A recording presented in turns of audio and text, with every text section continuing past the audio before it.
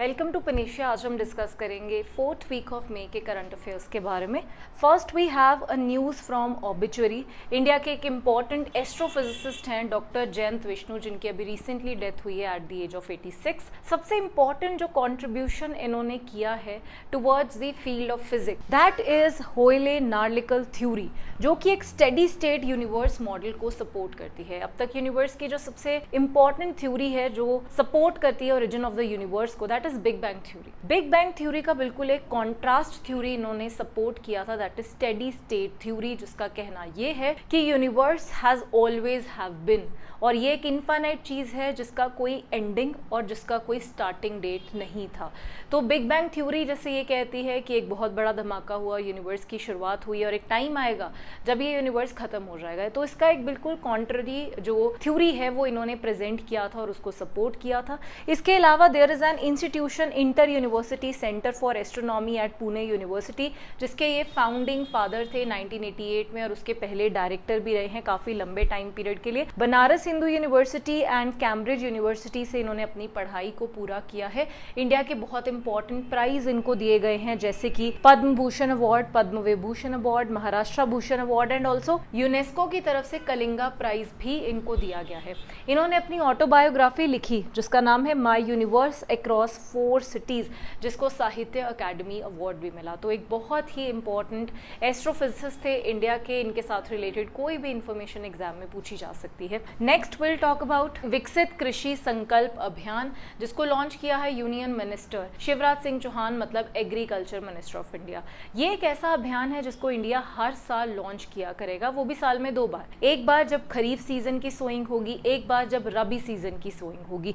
इसमें टारगेट किया जाएगा 65,000 विलेजेस को। इसका पर्टिकुलर टारगेट ये है कि जो हमारा एक अप्रोच है लैब टू लैंड अप्रोच, उसको पूरा किया जा सके। इस अभियान के अंडर जो साइंटिस्ट हैं, जो लैब में रिसर्च करते हैं और जो एक्सपर्ट्स एंड ऑफिशियल्स हैं, उनको किसानों तक पहुंचाया जाएगा ताकि वो किसानों को जाकर latest technologies, cost cutting procedures और इन सब चीज़ों के बारे में बताएं, उनको डाइवर्सिफिकेशन के बारे में इंफॉर्मेशन दे।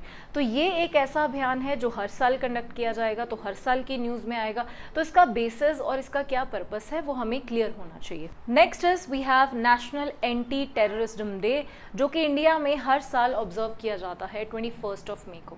21 मई को इंडिया के former prime minister Rajiv Gandhi का डेथ हुआ था, असैसिनेशन हुआ था बाय अ ह्यूमन बॉम्ब, जो कि बिलोंग करती थी liberation tigers of Tamil Eelam नाम के एक ग्रुप से। तो बहुत साल पहले श्रीलंका में एक सिविल वॉर चल रही थी जिसमें वो नॉर्थ ऑफ श्रीलंका का एरिया एक अलग स्टेट की फॉर्म में डिमांड कर रहे थे with the name of Tamil Eelam. उस टाइम पीरियड में श्रीलंका की सिविल वॉर को इंडिया ने फोर्सेस भेजकर सपोर्ट किया था, जिसमें कुछ LTTE के जो फोर्सेस थी उनको दबाने की कोशिश करी गई इंडिया के पीस मेकिंग फोर्सेस की तरफ से। उसी चीज का रिटेलिएशन लेते हुए इंडिया के प्राइम मिनिस्टर का असैसिनेशन कर दिया गया था। इसी सेम टाइम पीरियड में श्रीलंका के भी एक प्राइम मिनिस्टर का असैसिनेशन, प्राइम मिनिस्टर और प्रेसिडेंट का असैसिनेशन कर दिया गया था। तो इस चीज को कमेमोरेट करते हुए हम इंडिया में एंटी टेररिज्म डे जो है वो ऑब्जर्व करते हैं। 1984 व्हेन इंदिरा गांधी का असैसिनेशन हुआ, उसके बाद राजीव गांधी को प्राइम मिनिस्टर ऑफ इंडिया बनाया गया। पावर में आते ही 1985 में इन्होंने असम एंड पंजाब दोनों के साथ पीस अकॉर्ड साइन किए। The accord in Punjab is known as Rajiv Longowal accord and in Assam it is known as Assam accord 1985, ताकि दोनों ही स्टेट्स में जो टर्बुलेंस चल रहा था उसको काम डाउन किया जा सके। So these are the important achievements during the time period of Rajiv Gandhi as Prime Minister. Next we'll talk about India has received WHO certificate for elimination of trachoma as a public health problem. Trachoma is a bacterial infection जो कि हमारी eyes को effect करती है, जिसके होने से eyes में कुछ ऐसे बल्जेस बनने शुरू हो जाते हैं। Eventually in severe cases and it can even lead to eye loss, vision loss हो सकता है इससे। तो ट्रेकोमा जो है ये WHO एक निग्लेक्टेड ट्रॉपिकल डिजीजेस की कैटेगरी में इसको क्लासिफाई करता है। इंडिया ने इसके लिए एलिमिनेशन प्रोग्राम्स लॉन्च किए, जैसे national programme for control of blindness and visual impairment to eliminate trachoma. इन प्रोग्राम्स के अंडर इंडिया ने as a public health problem इस डिजीज को हमेशा के लिए अब खत्म कर दिया है। That has been certified by WHO। तो ऐसी बहुत सारी डिजीजेस हैं जिसके लिए इंडिया एफर्ट लेता है, जैसे मलेरिया है, सिकल सेल एनीमिया है, पोलियो है या डेंगी है। इन सब चीज़ों के लिए अलग अलग प्रोग्राम्स भी इंडिया में चलते रहते हैं। एलिफेंटिसाइजिस इज वन ऑफ इट। तो इन सब के जो डिजीजेज हैं वो कैसे होती हैं, बैक्टीरियल है, पैरासाइटिक है, उसके क्या इम्पैक्ट्स होते हैं, कौन सा बॉडी पार्ट इम्पैक्ट होता है, क्या इंडिया के प्रोग्राम्स हैं, क्या इंडिया के टारगेट्स हैं, सब चीज़ें बायोलॉजी के पॉइंट ऑफ व्यू से एग्जाम के लिए वेरी इंपॉर्टेंट है। नेक्स्ट हम बात करेंगे 3 नए डिजिटल प्लेटफॉर्म जिनको लॉन्च किया है ministry of consumer affairs and food distribution minister Prahlad Joshi की तरफ से। ये जो तीनों एप्स हैं ये इंडिया के पब्लिक डिस्ट्रीब्यूशन सिस्टम को डिजिटाइज करने में कंट्रीब्यूट करेंगी। ऑब्वियसली अभी भी हम काफी ज्यादा कंट्रीब्यूशन उसमें ऑलरेडी कर चुके हैं, उसको फर्दर और ज्यादा डिजिटाइज करने की कोशिश की जाएगी।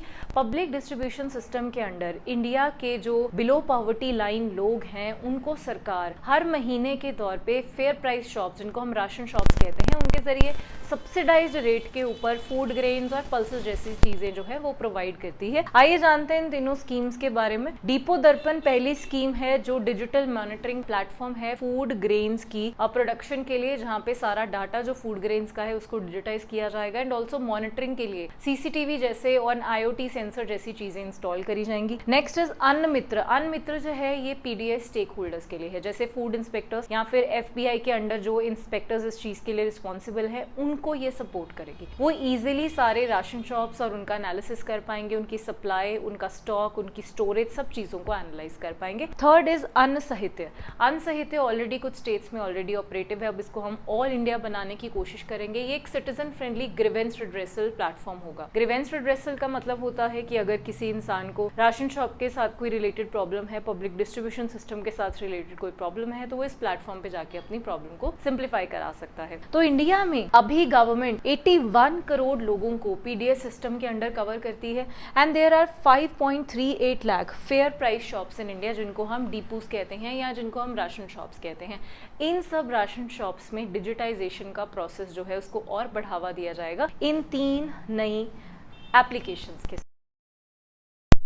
Leader has appointed Kamil al Taib Idris as the prime minister. अब यहाँ पे एक टर्म यूज करी गई है first prime minister. First prime minister से मतलब ये है that since 2021 the country of Sudan is in a civil war. बहुत बुरी तरह से एक सिविल वॉर सिचुएशन जो है वो वहाँ बनी हुई है, जिसमें उनके आर्मी चीफ और उनके पैरामिलिट्री चीफ की आपस में लड़ाई हो रही है। There is a very famous paramilitary force group in Sudan जिसका नाम है rapid support forces. Rapid support forces के कमांडर हैं जो, उनका नाम है हेमदेती। हेमदेती जो है उनको एक जंजावीद नाम का वहाँ का एक लोकल ग्रुप है जो उनको सपोर्ट कर रहा है। इन एडिशन टू दैट उनके जो मिलिट्री कमांडर हैं, कंट्री के ऑफिशियल मिलिट्री कमांडर, उनका नाम है बुरहान। तो इन दोनों की आपस में एक जो लड़ाई है, कॉन्फ्लिक्ट जो है वो शुरू होती है 2021 में। Sudan is a country with history of military coups, जिसमें अब तक 30 से भी ज्यादा मिलिट्री कूज हो चुके हैं और यहाँ पर ना तो पॉलिटिकल स्टेबिलिटी आती है जिसकी वजह से it is economically, socially and in many ways it is backward. And since 2021 अगर हम बात करें तो nearly 13 million people has been displaced और यहाँ पर बहुत ही एक्सेसिव लेवल पे 50 million citizens of the country are facing severe hunger. और अब फाइनली मिलिट्री ने थोड़ा सा पावर एग्जर्ट करके सिंस 2021 पहला प्राइम मिनिस्टर अपॉइंट किया है इन हिस्ट्री ऑफ 5 इयर्स, जिसमें कॉन्टिन्यूस एक सिविल वॉर सिचुएशन बनी हुई थी जिसका नाम है इद्रिस।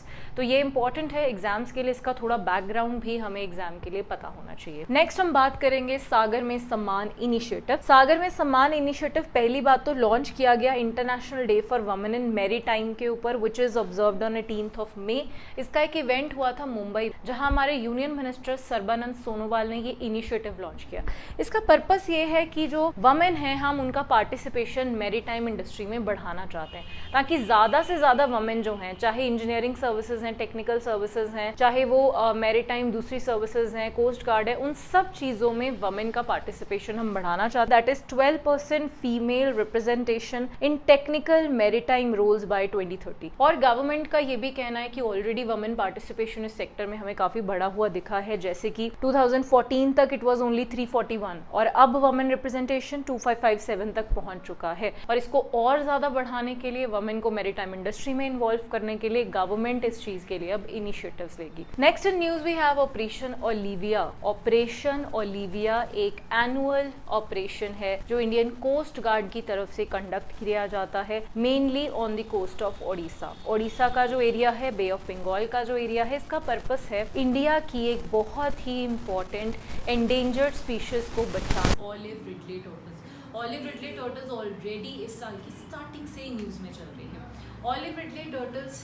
बहुत मास नेस्टिंग करते हैं। ऑपरेशन के अंडर वो ओडिशा की एक कोस्ट है, ऋषिकुल्या रिवर कोस्ट, इस कोस्ट के ऊपर इस साल बहुत सारे ऑलिव रिडले टर्टल्स देखने को मिले थे, just like in this picture, जहाँ पे वो मास नेस्टिंग के लिए आते हैं और वहाँ पे 8 लाख एग्स के अराउंड उन्होंने एग्स ले किए हैं। और इंडिया में olive Ridley turtles wild life protection act के शेड्यूल 1 के अंडर आता है। इसका मतलब वो एक प्रोटेक्टेड स्पीशीज है जिसकी हंटिंग, जिसको घरों में रखना, जिसको पेट करना, जिसको मारना या कमर्शियल यूज के लिए यूज करना बिल्कुल ही बैन है। तो इंडियन कोस्ट गार्ड भी इस चीज में कंट्रीब्यूट करता है। एंड अंडर ऑपरेशन ओलिविया इस टाइम पीरियड, जब मास नेस्टिंग का टाइम पीरियड आता है, तो वो पूरे एरिया को सर्वेलेंस करते हैं through boats, through satellites and through drones, ताकि उनको कोई भी पोच ना कर पाए। ऑलिव रिडले टर्टल्स जो है उनको प्रोटेक्ट किया जा सके। तो this is a very important species of India. इसके साथ रिलेटेड न्यूज में कुछ भी आता है तो वो हमारे लिए एग्जाम के लिए इंपॉर्टेंट होगा। Next is we have Khelo India beach games. Khelo India beach games इस साल के बहुत इंपॉर्टेंट हैं क्योंकि इस साल खेलो इंडिया बीच गेम्स पहली बार कंडक्ट किए गए हैं और ये कंडक्ट किए गए हैं दमन एंड दीव में एक कोस्ट के ऊपर, जिस कोस्ट का नाम है गोगला बीच। गोगला बीच में, दमन एंड दीव में ये पर्टिकुलर पहली बार इंडिया में होने वाली बीच गेम्स कंडक्ट हुई हैं, जिसमें 6 तो हमारी मेडल इवेंट्स होंगे, these are the medal events, and 2 traditional performance sports होंगे, मतलब जिनमें कॉम्पिटिशन नहीं होगा, जिनमें एक है mallakhamb and second is tug of war. तो ये कॉम्पिटिशन हुआ जिसमें अलग अलग स्टेट्स ने पार्टिसिपेट किया। रिजल्ट्स के बारे में बात करें तो मणिपुर वो स्टेट है जिसने टॉप किया है with 5 gold and 6 silver medal. Second is Maharashtra, third is Nagaland, then is Haryana, then is Jammu Kashmir. These are the top 5 states in the medal tally जिन्होंने इंडिया की पहली खेलो इंडिया बीच गेम्स में compete किया। इसी के साथ खेलो इंडिया यूथ गेम्स के बारे में भी हम बात कर लेते हैं, जो इस साल बिहार में हुई थी, पाटलिपुत्र के एक स्टेडियम में एंड हुई हैं। और इसमें जो स्टेट फर्स्ट पे आई है that is Maharashtra with 158 medals, second is Haryana in 117, third is Rajasthan with 60 medals. और ये 2 हमारे अलग तरह के कुछ प्लेयर्स हैं फ्रॉम पर्टिकुलर स्टेट्स जिनको एक स्पेशल रिकॉर्ड ब्रेकिंग चीज के लिए भी एनालाइज किया गया। तो ये 2 गेम्स हैं। खेलो इंडिया जो नेशनल गेम्स है हमारी, वो इस साल उत्तराखंड में हुई थी।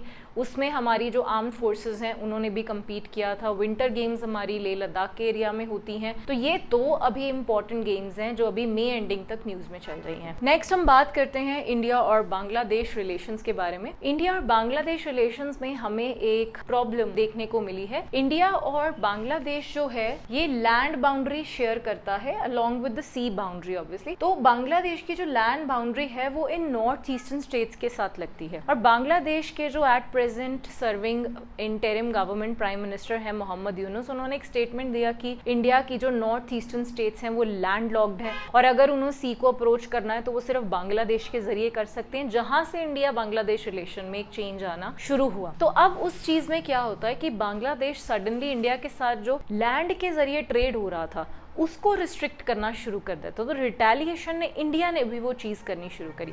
Bangladesh you might know is a garment industry dominated economy.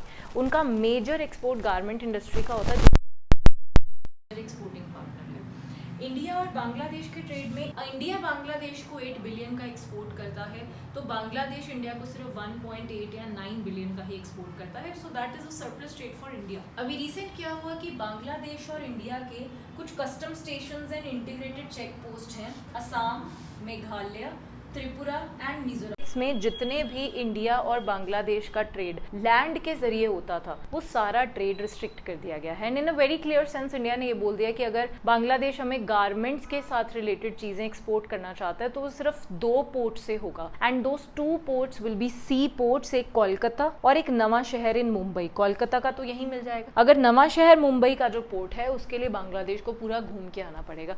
So there is a strain in relations between India and Bangladesh and you might know that the new government formed in Bangladesh is more inclined towards policies of China than towards India, and that is a very important point to note down here, since during the time period of Sheikh Hasina most of the policies were pro-India policies, but now they are shifting towards pro-China policies, and that is a very big hamper between India-Bangladesh relations and what follows that we are supposed to know in the coming days. Next is Sikkim celebrated its 50th statehood day, और सिक्किम का जो statehood day है, Sikkim India का 22nd state बना था और ये जो नंबर है स्टेट्स का ये स्टैटिक रहता है, कभी भी एग्जाम में पूछा जाए which is the 22nd state of India तो वो हमेशा सिक्किम ही रहेगा। और सिक्किम को इंडिया का पार्ट बनाने के लिए हमने एक अमेंडमेंट एक्ट पास किया था, that is 36th amendment act, और 1975 में सिक्किम इंडिया का पार्ट बना था आज़ादी के बहुत साल बाद।